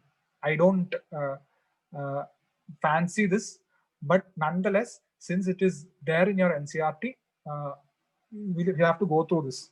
Okay, Chola bronze sculptures. Okay. So Indian sculptures had mastered the bronze medium, the casting process, as they had mastered terracotta sculptures, carving stone. The dancing girl from Mohenjo-daro is one of the earliest simplified figurines. Okay, so this is something we must remember. Now, Chola period was an age of continuous improvement and refinement of Dravidian art and culture. I haven't given very intricate details. What I've done is I've tried citing general, simplistic reasons or simplistic characteristics of Chola bronze sculptures. One thing you must remember is the Kalyana Sundara Murti and the Ardhanarishwara Murti plus the Nataraja. Nataraja Murti became was popularized through the Chola bronze sculptures. Am I clear there? It is Shiva's iconography evolved in Tanjavur region of Tamil Nadu. Am I clear there? Now, devoid of ornamentation, the Chola bronze sculptures are elegant, expressive, and exquisitely beautiful. Okay, general terms are poses and the expressions on the face of the figures are very explicit. Am I clear there? Other details such as weapons and vahana are also described. Shivanta Vahanam, am I clear there? And all that is often described. And all that. Shiva stands, or Shiva basically stands over the Panjabhutas. All that is specified in the Chola bronze sculptures. Am I clear there? Okay, lost wax techniques. I think Saya Purdue. Lost wax technique is the technique of for any bronze sculpture or bronze. Lost wax was the original technology for creating bronze images. Am I clear? It was existent even during the time of the Indus Valley civilization. The dancing girl is an example of Sai Purdue or lost wax. Now, Delhi Sultanate. We need to go through the medieval eras. We finished the ancient era. Okay, we'll quickly go to the medieval eras. Now, let's just skip these details. We'll get Qutbuddin Aibak's reign and I just mentioned it so that you would have a continuity. Am I clear there? Quwwatul Islam Mosque was constructed during the time of Qutbuddin Aibak. Am I clear there? Other than Jaunpra constructed during the time of Qutbuddin Aibak. Okay. Chalisa Hausi Shamsi is a construction, is a well in Delhi, Hausi Shamsi. Okay, Qutb Minar was completed during the, or Qutb Minar was completed during the era of Iltutmish. Later on, reconstructed by Firoz Shah Tughlaq. Introduced two coins of Sultanate, silver tanka and copper jeetal. The Orkato. Okay, coinage during the Sultanate era is also unique. Iltutmish introduced the silver tanka and the copper jeetal. Am I clear there? Okay, Iqtidari system was introduced by Iltutmish. Razia Sultana succeeded him. Nothing much happens during that time. Ghiyasuddin Balban's divine theory of kingship. Okay, divine theory of kingship. He considered himself as divine and prophet in a bandhu aita karudina. I clear that. Okay, divine theory of kingship ana. As Balban followed a divine theory of kingship. I clear that. Okay, so these are all facts related to blood and iron policy implemented during the time of Balban. Okay, if the UPSC decides to breach all what do you say, all rules and formulate a question from this area, I don't want you guys to miss it. So blood and iron policy, Sizdan Paibos, the prostration. He wanted all his nobles to prostrate before it. Am I clear there? Okay. He's introduced a spy system, Barids. Okay, so Khilji dynasty, Alauddin Khilji, his campaigns, invasion of the south. Domestic policies of Alauddin Khilji, remember his market reforms. Okay, market reforms Orca. He also gave pious grants to and free grants of lands to people. Market reforms are Alauddin Khilji's famous market reforms. It can be considered as a novel initiative in any area of the world. Am I clear there? Market reforms. We haven't seen any such thing anywhere else in the world. Something like the market reforms, where he decided to fix the prices of certain commodities in the markets related to it. Am I clear there? Just to reduce the cost of these commodities. Am I clear there? To make it more affordable to the army especially. Okay. Restructure the spy system. Branding of horses dark, descriptive roles, Chehara. Amir Khusro lived in his court. Introducing additional taxes. Am I clear there? Okay, so this is just to give a rough idea about Alauddin Khilji. Alauddin Khilji being a very famous ruler. One can never say. It is highly unlikely that the UPSC would adopt such a stance, because if they did, it would open a Pandora's box. Then you are vulnerable for all sorts of questions, but I've just given those details. Again, another important figure is Muhammad bin Tughlaq. His three mistakes: transfer of capital, Khorasan and Karachi issue, token currency, his flawed agrarian reforms. Flawed agrarian reforms and all that. Am I clear there? So I've given details of that too. Please do go through it. Okay. Again, I say I would not recommend this, or I would not say that this is an ultimately a very important area. But if the UPSC decides to breach all sorts of all sorts of rules, or flout all sorts of norms and rules and etiquette, then they could get into such new areas. That is why I've included them in the midst of our discussion. Now, Firoz Tughlaq. Okay. What is important here is the administrative system of Aichokana. Okay, just go through this. Is that architectural speciality of the Delhi Sultanate, art and architecture. This is what is important. Architectural speciality, arcuate replacing trubeate. Arcuate whereby arches and domes are deployed to fill spaces. Prior to which there was a trubeate tradition of construction, where there are pillars and columns to fill the spaces. Okay, you can see pillars and columns. Okay, much of the arch and dome round on a dome. Am I clear? Arch and dome construction am I clear there? Arch and dome to fill the spaces. Now, what are the specialities of Indo-Islamic architecture? Delhi Sultanate architecture specialities: arch and dome construction, slab and beam method. Remember, these are keywords. Binding materials, very important keyword. Limestone plaster initially, later on replaced by gypsum mortar. Okay, the tradition of stone masonry using headers and structures. Some first year civil engineering headers and structures. Am I clear there? Headers and structures were deployed for the first time by by the Delhi Sultanate. Am I clear there? It's a format of stone laying, stone masonry. Am I clear there? Decorations included geometrical shapes, calligraphy, that is Quranic verses in the Kufic script, foliations, അത് arabesque, foliations ഉണ്ടാവല്ലോ, trifoliating foliations and foliations ഉണ്ടാവും. This is known as arabesque. Am I clear there?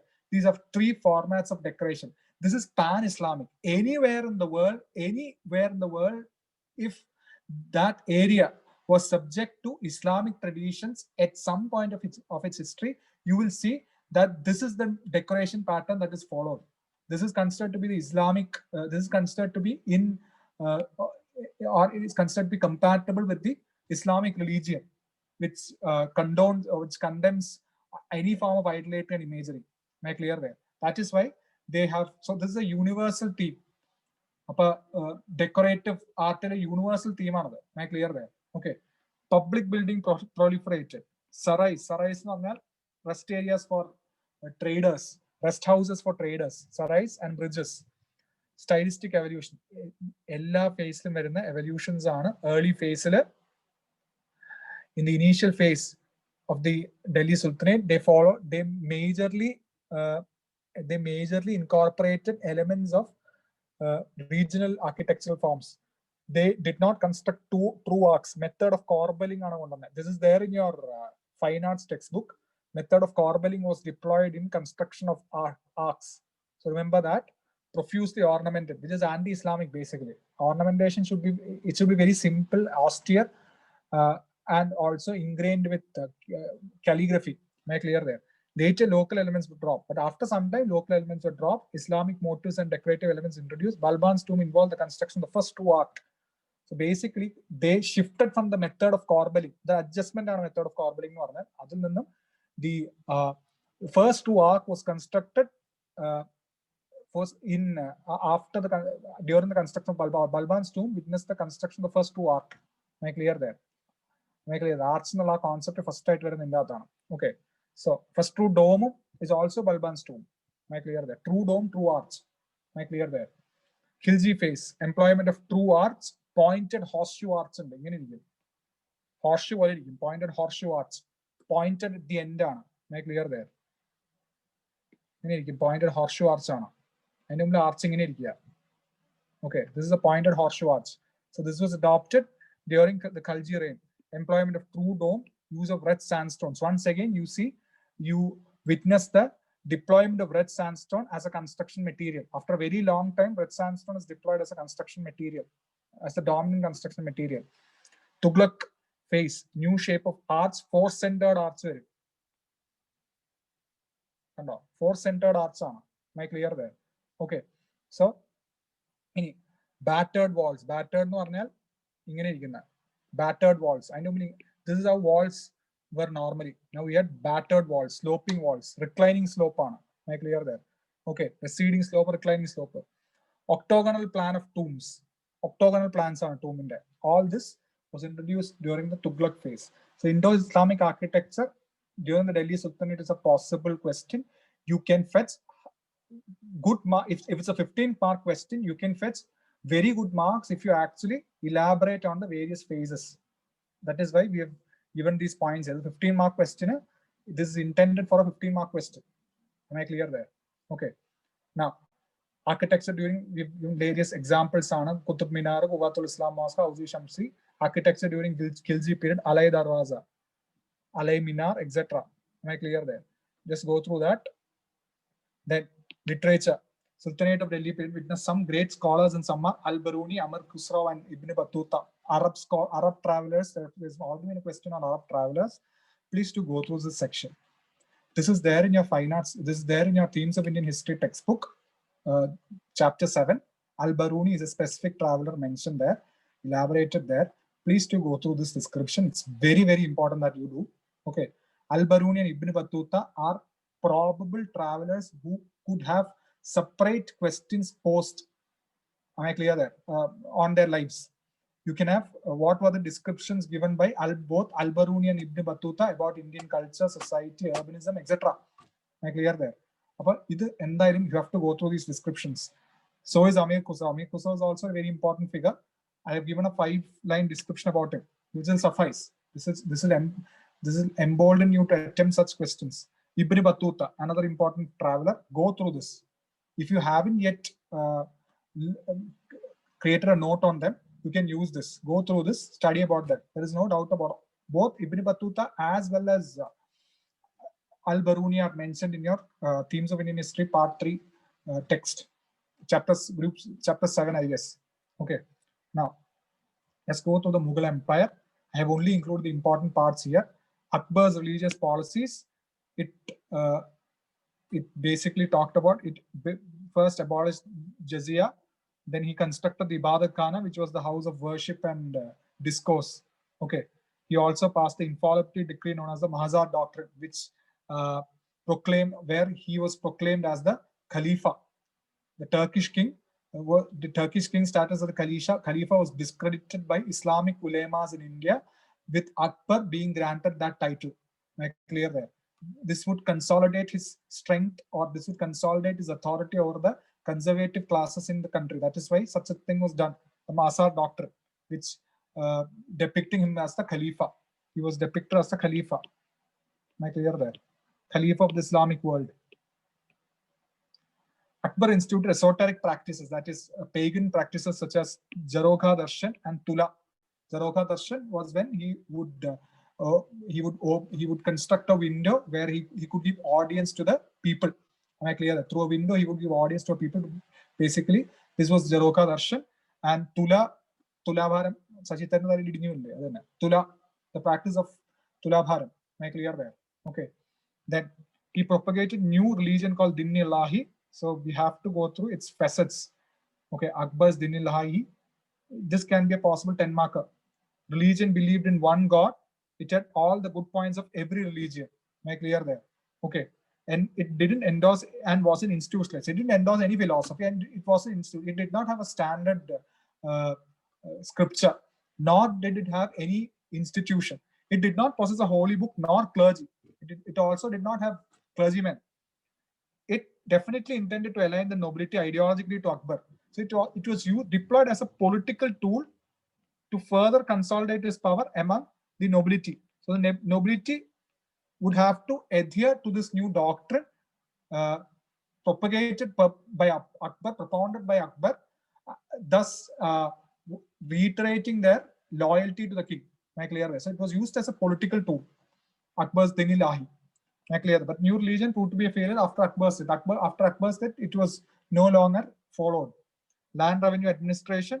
Go through this too. Very important topic. So you can ask me a question, why this is included here? Why land administration? Isn't it part of political history?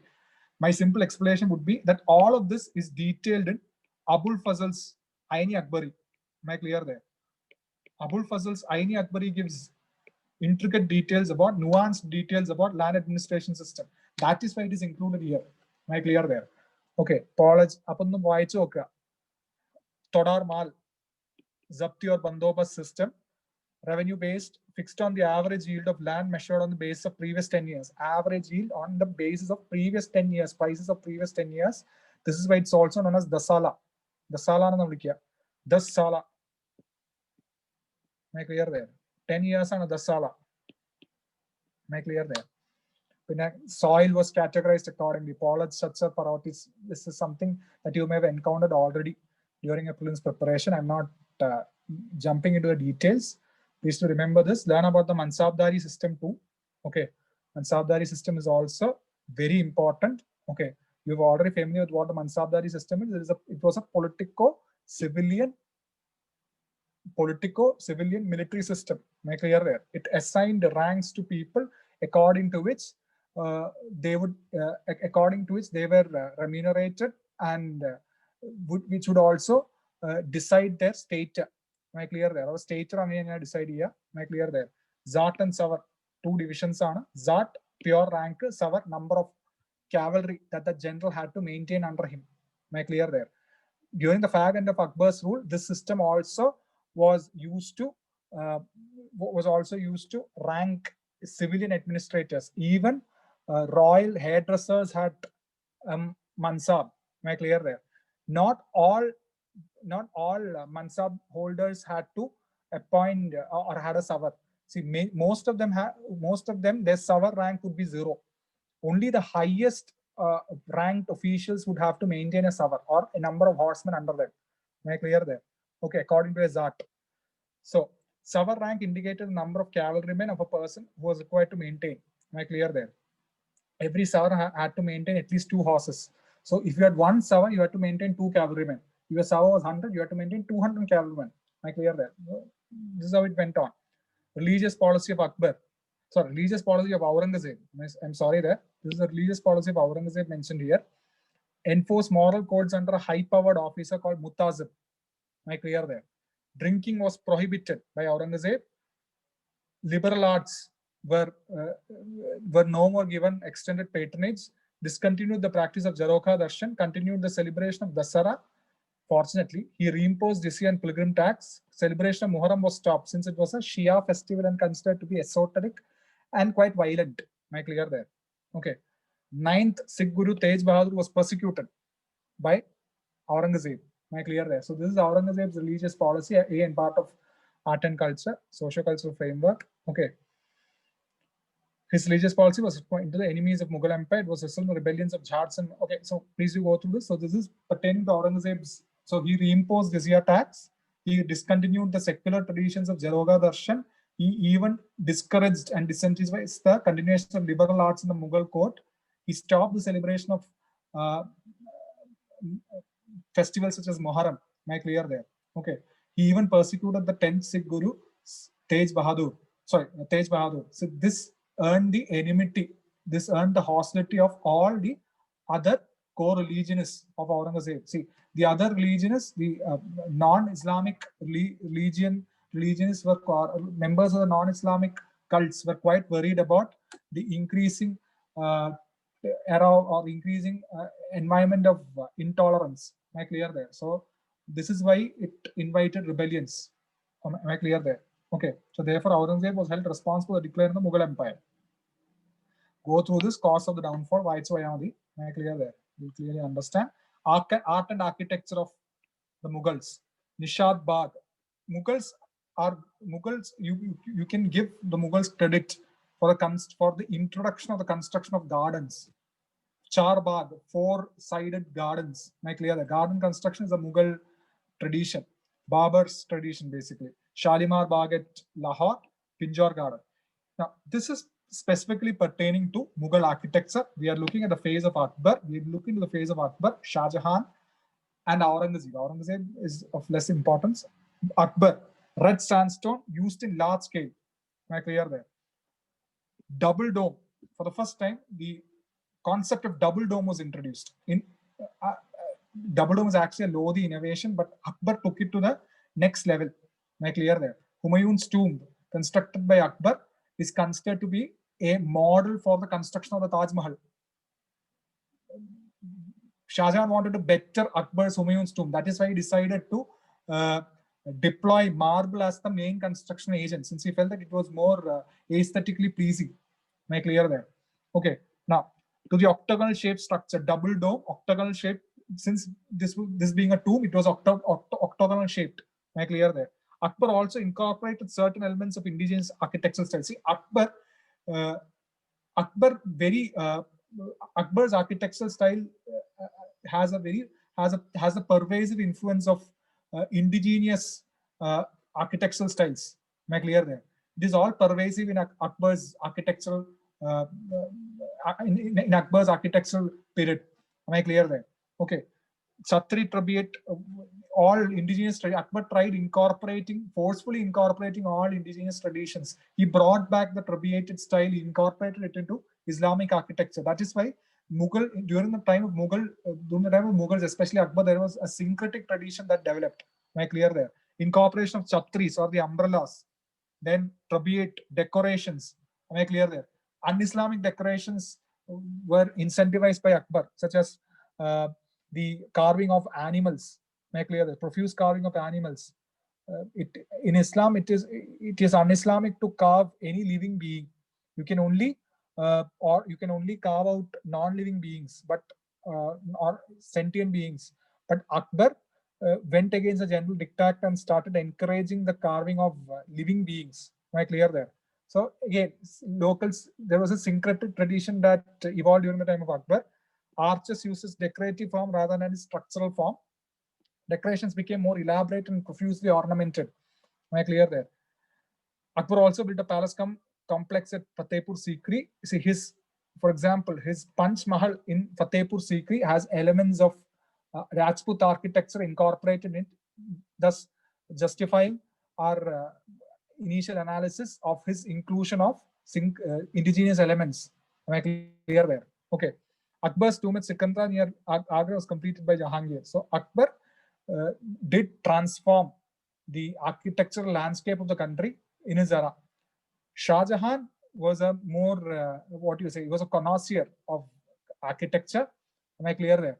He replaced transformation from robustness of Akbar's structure to a more sensuous and aesthetically appealing construction form. This is why Taj Mahal is built in marble. So there was a rapid transition from red sandstone to marble. Am I clear there?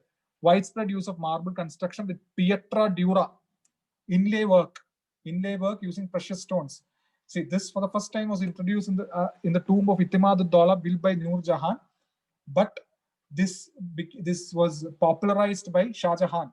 He has used it extensively in the Taj Mahal. Am I clear there? Unfortunately, the various invaders as well as the British, they basically took it out. Am I clear there? And thus those precious stones are now missing. Am I clear there? Pietra dura ornamentation styles, marbles, etc. Methods became more popular during the reign of Shah Jahan.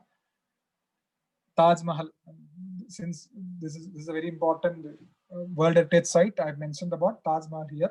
Okay, so that is it. Aurangzeb, Bibi Ka Maqbara. Am I clear there? Aurangzeb's contribution, lack of enthusiasm and patronage ensured a steady decline in quality of intricacy of architecture. Paintings, Mughal painting style introduced by Mir Said Ali and Abdul Samad from Iran. Painters from Iran that Humayun had brought back with him from Iran. Am I clear there? Tuti Nama was the very first work that was commissioned by an emperor. Humayun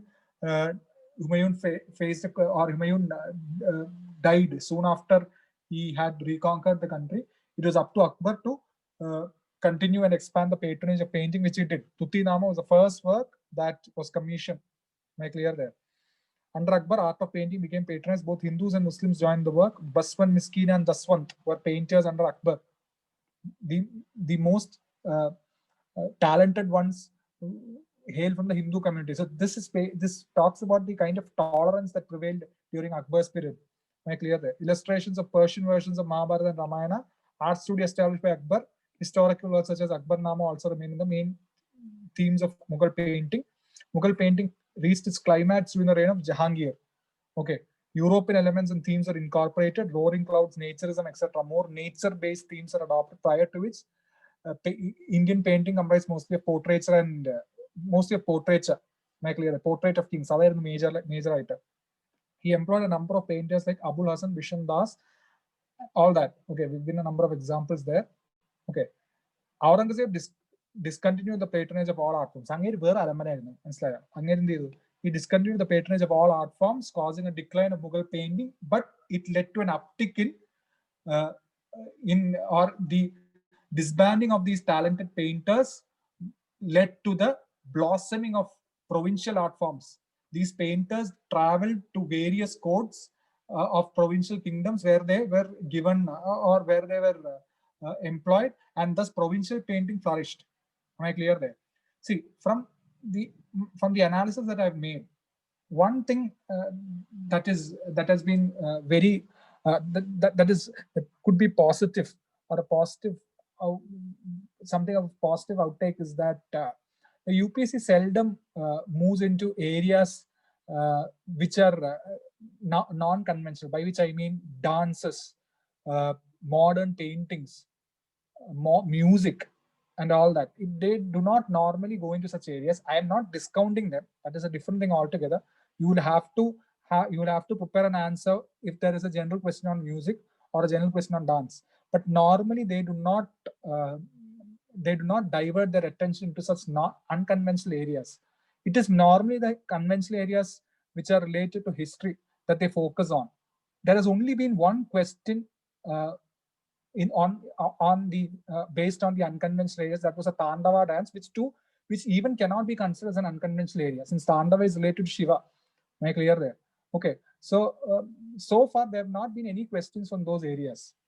So this is something that we can take home with us. I'll be posting the rest of the handout in your group. Go through that. It will comprise of Sangam age, Buddhist architecture, temple architecture, so on and so forth. The history of South India. Am I clear as such? Then 2 or 3 handouts along with it. Okay, so we'll have around 3 handouts, which I'll be, and also Bhakti and Sufi movement. Am I clear?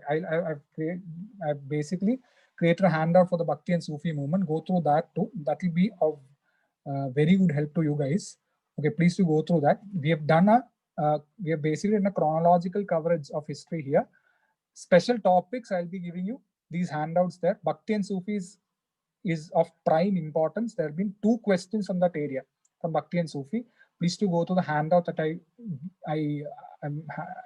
have prepared for you. Okay, that will suffice. A cover to cover reading, an end-to-end reading of that particular handout will suffice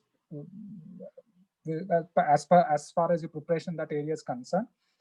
Okay, so thank you. We'll meet tomorrow then for the booster session. Thank you all for attending this session. Stay safe.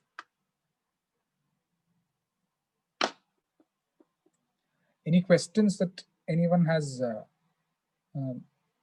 Any questions there?